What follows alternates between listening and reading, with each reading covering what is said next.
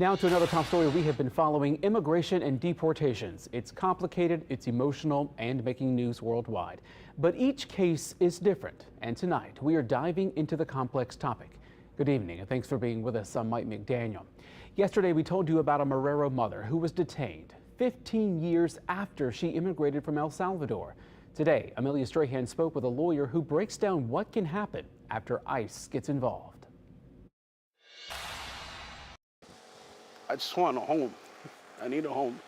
And, if not for me, for the kids,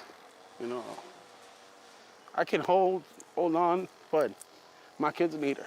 Wednesday, we told you about Wendy Brito, a West Bank mother of 3 and immigrant from El Salvador. Her partner, Crimley Marrero, says Brito applied for asylum after immigrating 15 years ago. Marrero sent us this photo. We blurred most of the letter for privacy reasons. It's a letter from ICE stating they received Brito's application for asylum. Marrero says her first application fell through the cracks, and the one in this photo was pending when she was arrested during a routine ICE check-in last month. She calls me crying, hysterically, saying, they arrested me, they took me.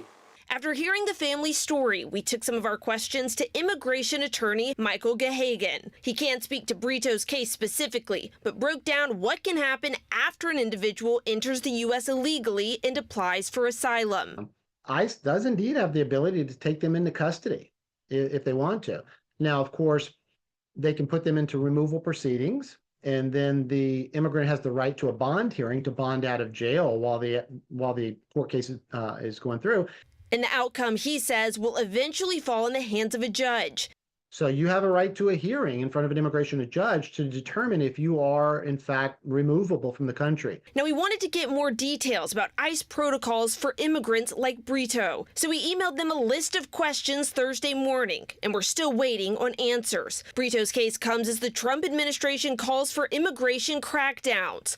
Congressman Troy Carter says he hopes change is coming for families like Brito's. Hopefully, we will be able to work in a bipartisan way to address these issues and to push back against what we believe to be an overreach of the executive branch. In New Orleans, Amelia Strahan, WWL, Louisiana.